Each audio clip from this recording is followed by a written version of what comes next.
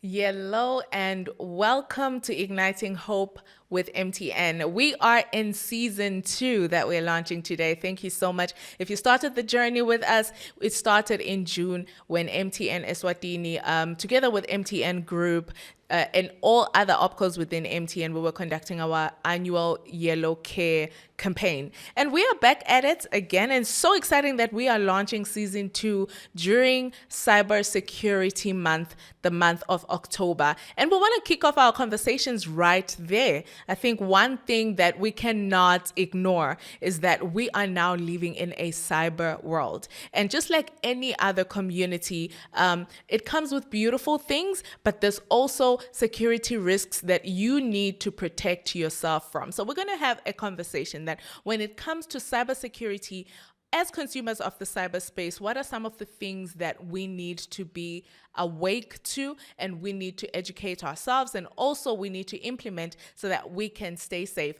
as using the cyberspace? And I'm so excited that I'm not alone. I have amazing guests who will be helping drive this conversation today. I'm going to allow them to introduce yourselves, starting with you, Ngozi. Thank you so much. I love the slogan, Lielo. That's that's cultural, I think. You have to say it. Yellow to everyone. My name is love it. Mkolisi Dlamini, and I'm from the Eswatini Communications Commission under the National Cybersecurity Agency. Awesome stuff. Thank you very much. And over to you. Good afternoon. I really appreciate the opportunity to come by and represent the Information Security Office for MTN Eswatini. It's kind of an interesting topic which we definitely looking towards into unveiling it, because we got to live it each and every day and prepare our tomorrow when it comes to the cybersecurity world. Thank you very much. You have to tell us your name. My name is Jabulo Manana, and I'm representing the Information Security Officer position. So definitely we're looking towards into, as we are in the month of the cybersecurity, we're looking into how we can unveil things to our external customers, even our internal staff. Awesome stuff. Thank you very much, Njabulo. I want to start with you. I mean, cybersecurity, it sounds like such a big word. What is it? Can you unpack it for us? Yeah, it's a very big word indeed. But definitely we have seen a lot of trend, maybe in terms of technology. They've brought about, I remember some time back, you would be carrying a big computer, you would be using a phone that doesn't have internet. But there have been a lot of revolution when it comes to gadgets and technology.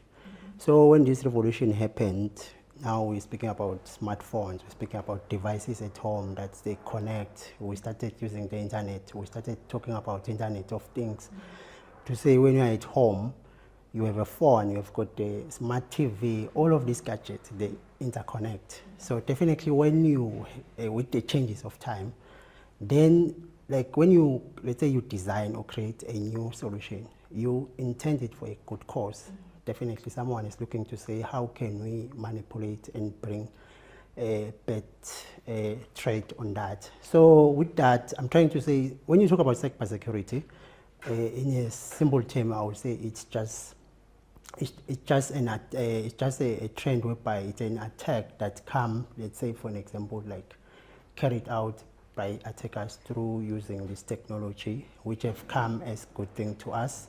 And definitely it goes through our devices, our gadgets. So the world came in to say, all right, how can we stop this? How can we make sure that as we're connecting at our homes, at our workspaces, we need to now bring in on security. Then that's where now we start talking about cybersecurity, because the security is trying to control everything that is happening digitally, and which is have been brought about by all these gadgets I'm just mentioning and the revolution. Now we're talking about artificial intelligence, we're talking about machine learning. Those were essentially like developed for good cause. But now when you talk about AI, they've brought about things like deepfake. I can impersonate how you look, and I can be able to authenticate through certain aspects of your devices.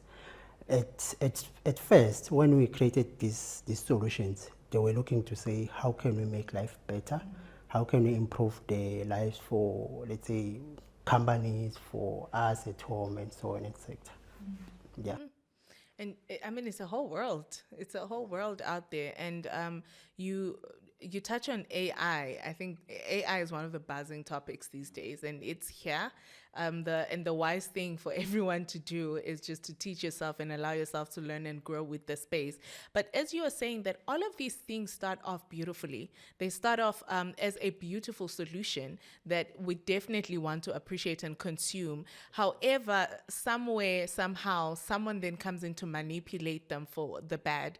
And I know that the government of Eswatini, the ICT ministry, together with yourselves, ESCOM, Mkolisi, you guys have been doing a lot of work this month of October, going out there to educate and sensitize the Maswati. Can you speak to us a bit about that? Okay, thank you so much. I think maybe let me just take it a bit back. First, in 2022, the government was able to put in place and enact the Computer Crime and Cybercrime Act, which is actually the framework that assists in making sure that eMaswati, both businesses, individuals, and government systems are protected. It also brings about offenses or criminalizes offenses that happen within the digital space. As Manana has mentioned, there are a lot of criminals that we are seeing in the digital space. And when you're looking at the data, you see that cybercrime is actually on the rise. You would note that in the world, it is reported that cybercrime is actually the 10th GDP. If you compare it in terms of country, that means it's now clocking at about 10 trillion. Bringing it locally, the National Commissioner of Police, through the mouthpiece, the deputy, in the launch that we had of the Cybersecurity Awareness Month, she reported about 8 to about 17 million that is being lost by Maswati through cybercrime. And when we bring it down, we're looking at Fakata scams, you know, the scams that we're used to, where eMaswati are losing a lot of money in terms of mobile wallets. We saw last year reported about 2.8 million lost by eMaswati. So it is on the rise. And as he has rightfully said, all these platforms are there to make our lives easy. But obviously, you know, attackers and people that are out there, they're also looking at opportunities at what they can do. In terms of the government, as I've mentioned, they passed the framework, which is the main framework, the Computer Crime and Cybercrime Act. Subsequent to that, there have been regulations that have been developed, and also a strategy was developed so that it assists which stakeholders do what. So academia play a specific role, your MNOs, they play a specific role, parents play a specific role, police play a specific role. All that is detailed in the strategy, the computer crime strategy.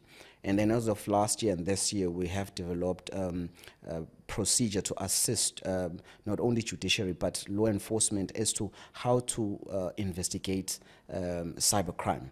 Because, you know, as I had mentioned, that the Act criminalizes these offenses. And then we've also taken a big step in terms of the awareness that you're now raising. It's not an October thing for us, as maybe the world will be commemorating it now in October. It's an everyday thing. We are not only just taking it to the business or the corporates, to the boardroom, but we take it to churches, we take it to schools, we take it, you know, to places, to Etingunleni. Just last Friday, we were down in Shiselweni, we were talking at the International Day of the Elderly, and we were telling elderly people, please stop listening to people making you press on your phone. So we are doing a nationwide campaign of just bringing about the awareness of cybercrime, bringing about the awareness not only just to young people in terms of the child online protection, but we're taking it to also the elders. We're taking it to the middle class. We're taking it to both young men and young boys, because inzaba yethu sonke vele when you're talking about cybercrime. Yes. Mm-hmm. Sure. So what are some of the conversations that you are having with eMaswati out there? So our conversations are somewhat split amongst three categories, if I may put it. The one is government.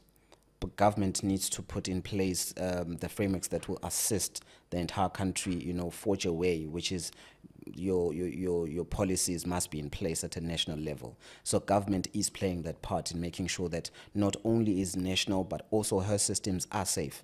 Because government, as you might know, Tandwa, she holds a lot of data of Emaswati. If you go to the Ministry of maybe say health, there's a lot of information there. So she needs to also play part in making sure that those systems are protected. When you're coming to the businesses, we're talking of conversations that make cybersecurity a conversation at the board, at governance. There must be cybersecurity in governance, and it's not just an IT thing. It's a company-wide thing. The board must be present, making sure that there are policies in place. Those policies are implemented, And then we're also then taking them to the last category, which is individual. We're saying to the individuals, you are responsible for your data. You need to have your gadgets protected. You need to make sure that you update your softwares. You need to make sure that you put in proper passwords. And one of the phrases that we are actually talking about is, as you change your toothbrush, which is, I hope Emaswati are changing their toothbrushes, which is supposed to be it's supposed to be every 3 months. So we are also saying, when you change your toothbrush, change your password. Don't make your password the same password for Facebook is the same password for FNB. It should be different. Whichever banking platform that you're on, that password must be different to your social media platform. It must be different to the one that you use on your phone. You must not have the same password for your mobile, wallet. You can't have the same. So we're taking those conversations at that granular level for the individual Liswati. And we're also saying, make sure that you know what you're posting online. Because as we're talking about this, we're also bringing about responsible digital citizens, saying that whatever you post online, that's your digital footprint. What you post today, tomorrow might come and bite you.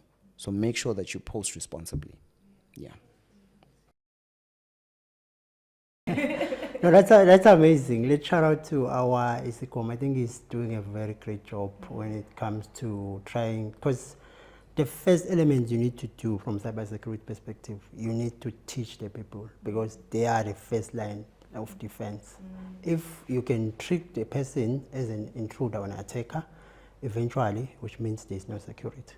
So I really love what they are currently pushing, mostly when it comes to the awareness. I think we have seen as an organization like MTN, we have really pushed our staff to make sure that you have to do certain awareness trainings, like they are mandatory, because we are pushing the awareness, which is, that's why I'm saying we need to shout out to our ISICOM. It's doing a great job, more especially because I've noticed, when you look at, for an example, like at home, like when it comes, we touch on mobile man, there is a lot of scams, and these scams are not caused by outside people. You find that, let's say, for an example, those elderlies who go and get their grants from home, the intruder is just their own son, or it's just their grand, which means now it gives us an initiative to say what they're exactly doing. They are from Umpagati, from Shiselwen, like he's mentioning. That's a very great initiative, because when you look at these kids, like the grandchildren, they are the one who steals from the parents. And the parents will be thinking of some fakata somewhere, whereas the fakata is living here at home.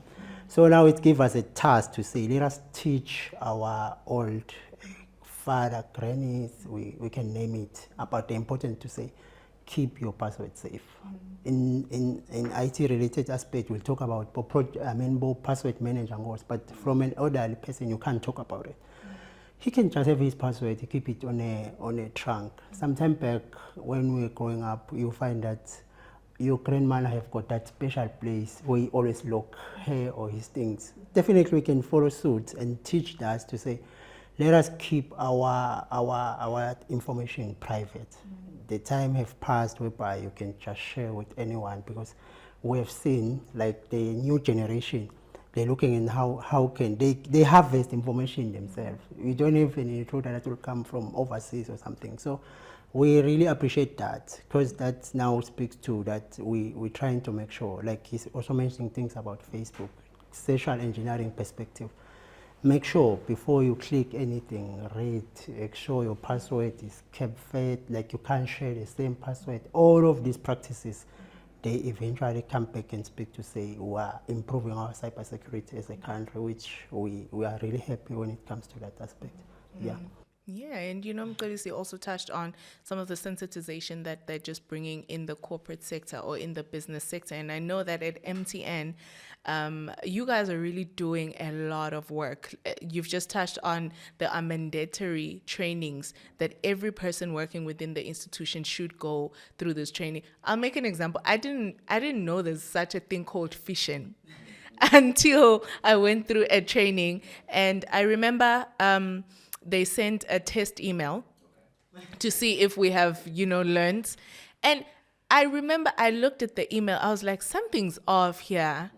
And it then said click, but because the person had been so creative in the subject of the email, I found myself clicking. And and Jabula's department was like, you have been phished. This was a test email. And I just felt like such a victim because even though I was educated about it, I still found myself being a victim. Thank God, of course, it was just a test. So can you speak to us about that a bit, Njabulu, just like from a corporate space and also from some of the initiatives that you do at MTN, just to ensure that the business is safe, and also some of the initiatives that you do to educate the team at MTN and make sure that people are aware. I'm sure that there are businesses out there that can take that learning. Yeah, definitely. I think it's one of those important things we push it and everything, because he touched on some policies and frameworks. I think as an organization we have done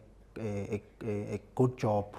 Definitely we're in progress, whereby we try to adhere to certain frameworks like the ISO 2000 and other frameworks that are out there trying to manage organizations. So those frameworks they are the ones that have provided us with, I would say, the roadmap and the guideline. Definitely the regulator is also following up to say, what framework are we using? What standards are we implementing? Like, they are doing a very good job. You always out there being checked on how far you're doing this. They are providing trainings. We recently had trainings looking at just incident response on how should we, how you should, let's say there's an incident, how should we respond to such incidents? So as an organization, I think those have given us a very good framework when it comes to this kind of topic of cybersecurity.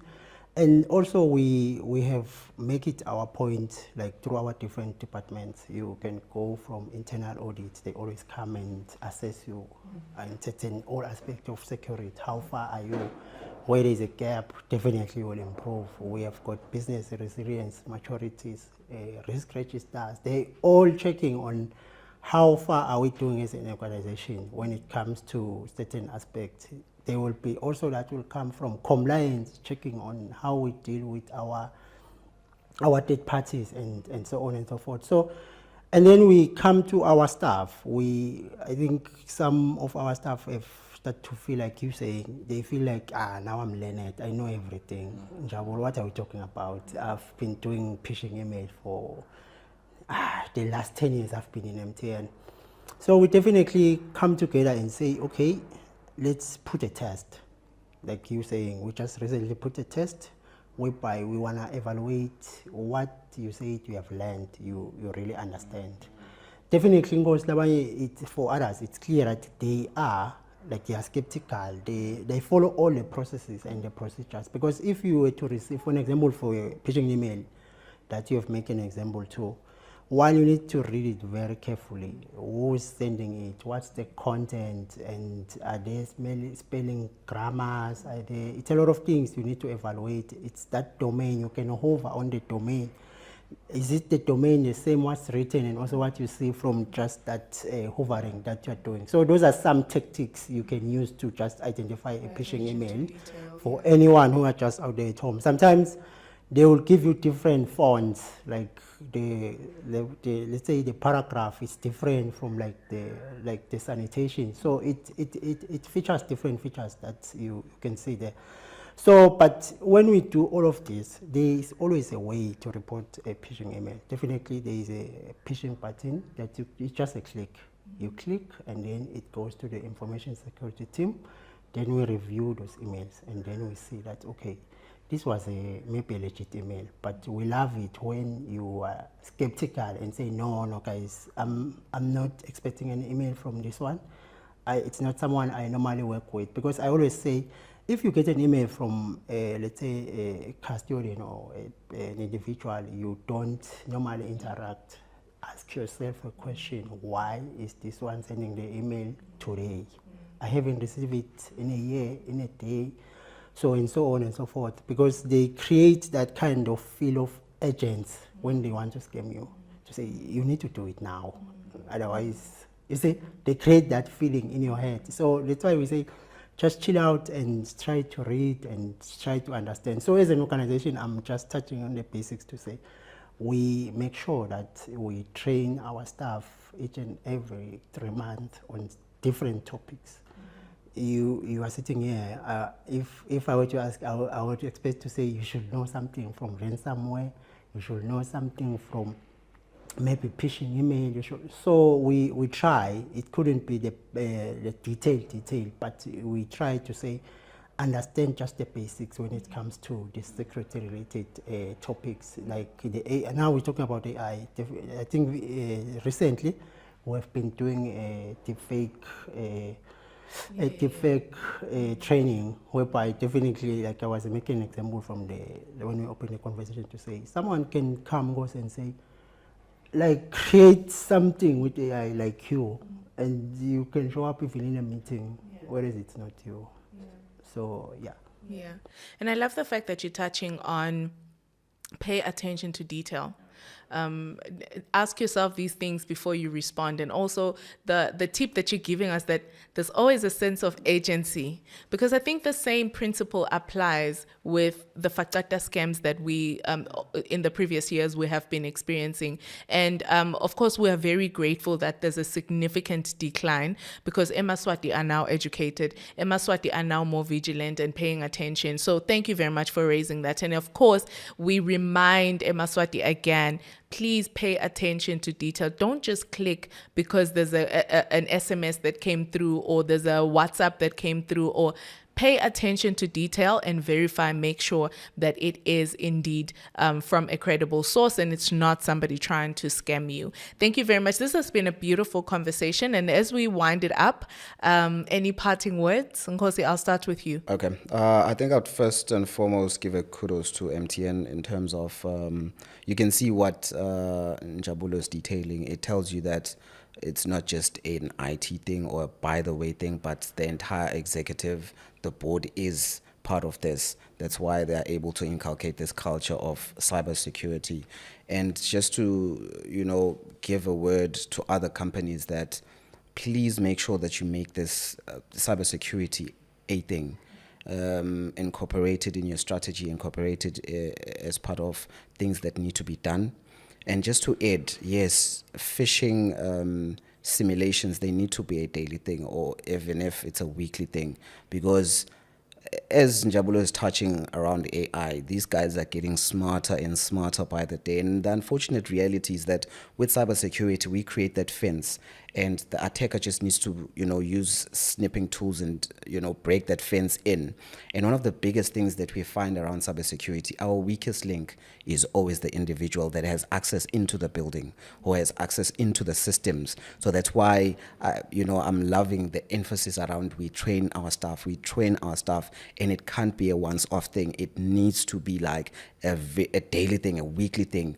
And back at ESCOM, every month we sit down, we have an automated tool. Everyone sits and they go through that program, they go through that awareness, they take a test every month. So it's not just we are saying, you must do it. We also live and practice it. We get phishing simulations, and the executive is given results to say, okay, this is where we are. This is what we need, because we're trying to build a cybersecurity resilient culture, and we're trying to build that internally, and as well as go out to a Maswati and build that. Parting words, Nyancela Maswati Lamahle, please be careful. When you feel the sense of agency in the person who's conversing with you, either via text or via a phone call, just drop the call. You won't lose anything if you drop the call. If the person is putting too much pressure on you, drop the call. If it's too good to be true, drop the conversation. We've seen a lot of people lose imali yabo, hard-earned money, sadly so, because their emotions led before logic. Asibe logical, tibuta ukuthi vele le ngoma ingaba nge-5,000 yini. Tibuta ukuthi vele lo msebenzi ngawuthola nga 1,000 ngi-applyile yini. You know, if you feel like this is now, you're now in a tight spot, you can call the MNOs, you can call MTN and just ask, you'll get some professional at the end of the line and they'll assist you. You know, don't get easily scammed. I know Songes Nepswet is, we all want to get money, we all want to get, you know, a job, we all want, yes. But also, whilst you're wanting, someone wants to tap into that space and take advantage of your weakness. So ngiyacela, take a moment, breathe, and just drop the call if you need to. You won't lose anything. Yes. Awesome stuff. Thank you very much. Njabulu? All right, thank you very much. We really appreciate the opportunity to speak to our country about cybersecurity. As an organization, we have like our lines open just to make sure that just report anything you can understand. Any call, like any call, any text, just report and say, I'm getting this comment or request. Definitely we have our line of support from our call center. They will always advise you accordingly. If it's a legit transaction, if it relates to mobile money, they will definitely tell you that, oh, this is a legit transaction. So you can look it far. Some other things, before it happens to you, you think about it, that it's just happening on the dream. Because for some people, when you mention that you can be scammed, they think you are just making a joke. So for Emaswati, we just say don't be a victim of it, because it's never feeling good. Like, for example, to someone come and say, I've sent you money, and send that money, and only to find that there's no money sent. Now you have lost your last money. Like we just mentioned, it's hard-earned money. We need always to push it in our mind that everyone is looking for money. So don't entertain anyone who come and tell you about money, because most of the scams, they are not related that they want to steal you as a person. They are looking for money. Everyone is looking for money. So we always say you are the first line of defense. Make sure whether you are at home, you are at work, wherever you are, just put it in your mind that you are always the first line of defense. It can be to your life, to the organization you work for, to your school, to your church, wherever you are. Otherwise, we really appreciate the opportunity, and as an information security unit, thank you very much to you, Tandwa. Thank you so much, guys. Thank you for this beautiful conversation. And as we touched on earlier, that we are all living in a cyber world now, so we need to do everything that we can to protect ourselves.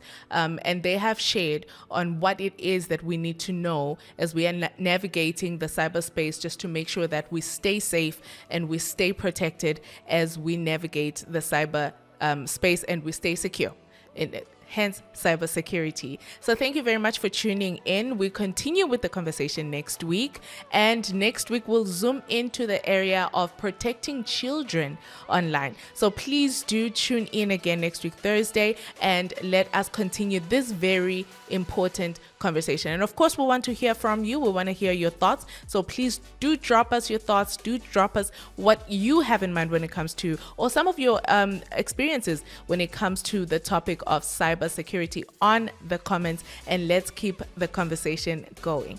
Thank you so much. We will see you in the next one.